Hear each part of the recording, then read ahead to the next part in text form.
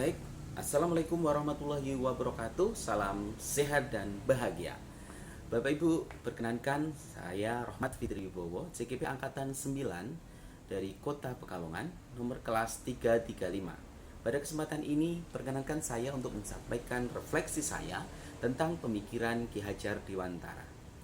Nah, dari hasil saya mempelajari beberapa hal dalam video, modul, dan juga materi yang ada di LMS, maka saya dapat menarik benang merah garis besar bahwa dalam pemikiran Ki Hajar Dewantara terkait pendidikan ada dua hal besar yang ingin beliau sampaikan terkait untuk pendidikan di Indonesia. Dua hal tersebut adalah yang pertama, pendidikan adalah tempat persemaian benih-benih kebudayaan. Jadi Ki Hajar Dewantara ambil korelasi, menyamakan bahwa pendidikan kebudayaan adalah suatu kesatuan. Untuk mencapai kebudayaan yang kita cita-citakan, diperlukan pendidikan. Nah, kebudayaan sebuah bangsa menjadi bangsa yang bermartabat, kebudayaan bangsa yang baik dapat diperoleh melalui pendidikan yang baik pula. Nah, anak-anak diolah, anak-anak dibimbing, dituntun di dunia pendidikan dengan baik, dengan seksama, dengan memperhatikan berbagai faktor yang ada dimiliki kodrat alam, kodrat alamiah dari setiap anak dengan baik, maka muaranya adalah akan dihasilkan anak didik ataupun nanti akan menjadi bagian dari masyarakat yang bermartabat dan berbudaya. Itu intinya. Nah, yang berikutnya adalah perubahan. Dalam pendidikan, perubahan itu harus. Perubahan adalah sebuah keniscayaan. Pendidikan tidak stagnan. Nah, itu kenapa? Karena zamannya pun berubah.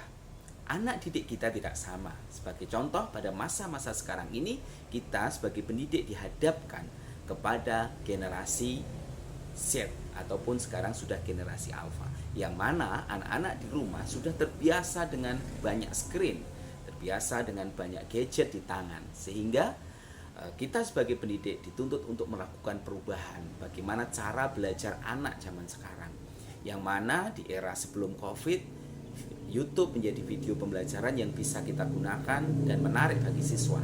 Namun akhir-akhir ini sudah beralih ke TikTok. Itulah yang namanya perubahan adalah sebuah keniscayaan yang disampaikan oleh Ki Hajar Dewantara.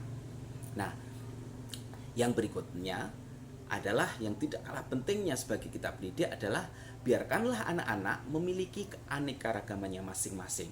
Ki Hajar betul-betul menekankan hal ini, bahwa anak mempunyai kodratnya masing-masing, baik kodrat alam maupun kodrat zaman. Nah, anak-anak sebagai dilahirkan oleh Tuhan mempunyai bakat, mempunyai kemampuan yang berbeda-beda. Ki Hajar mengambil analogi kita sebagai pendidik adalah seorang petani yang menyemai jagung, merawatnya dengan cara merawat jagung, menyemai padi dengan merawat cara menyemai padi. Tidak mungkin jagung kita rubah menjadi padi. Kita hanya bisa memberikan pembimbingan, tuntunan, bagaimana memberikan treatment, memberikan perlakuan, bagaimana jagung itu bisa tumbuh menjadi subur, menghasilkan. Itulah kita sebagai pendidik. Kita tidak mungkin merubah, menyamaratakan anak-anak. Biarkanlah anak beraneka ragam.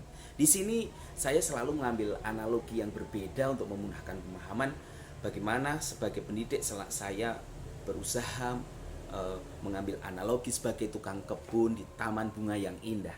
Anak-anak didik saya anggap sebagai saya analogikan sebagai bunga yang beraneka ragam.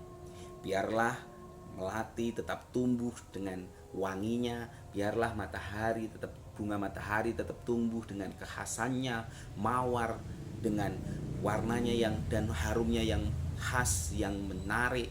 Nah, tetapi kita sebagai petani kebun, kita memperlakukannya dengan cara yang berbeda, memberi keluasaannya tentunya dengan koridor-koridor yang ada. Nah, itu tiga hal yang utama.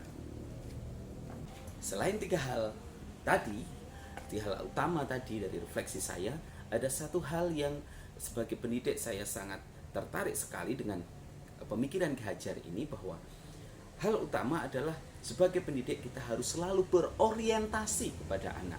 Nah, keharusan memandang hormat kepada anak didik kita. Bahkan disampaikan oleh Ki Hajar, kita harus menghamba kepada anak didik kita. Intinya maknanya ini mengandung makna yang sangat dalam. Disampaikan dalam tulisan Ki Hajar, bebas dari segala ikatan, dengan suci hati mendekati sang anak, tidak untuk meminta suatu hak, namun untuk menghamba kepada sang anak. Nah, ini mengandung makna bahwa kita, apa yang kita lakukan, apa yang kita kerjakan, semuanya adalah berorientasi kepada anak. Bagaimana kita memberi pendampingan, memberi tuntunan, memberi pembimbingan kepada anak, semata-mata kita lakukan hal itu untuk anak. Nah, ini muaranya anak yang terdidik, yang terproses dalam pendidikan yang holistik, sistem yang baik, yang menyeluruh, yang mana anaknya dikembangkan budi pekertinya. Di dalam budi pekerti itu ada cipta, ada rasa, ada karsa, dan ada raga.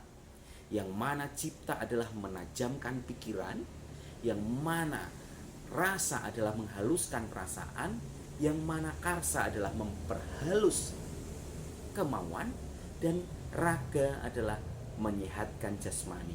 Jika seluruh unsur ini kita pikirkan, kita kemas, kita fasilitasi, kita bimbing anak-anak untuk mengembangkan budi pekerti, semua potensi yang dimilikinya, semua disiplin ilmu akan mengarah kepada pengembangan hal tersebut, maka akan diperoleh anak didik yang memiliki kebijaksanaan.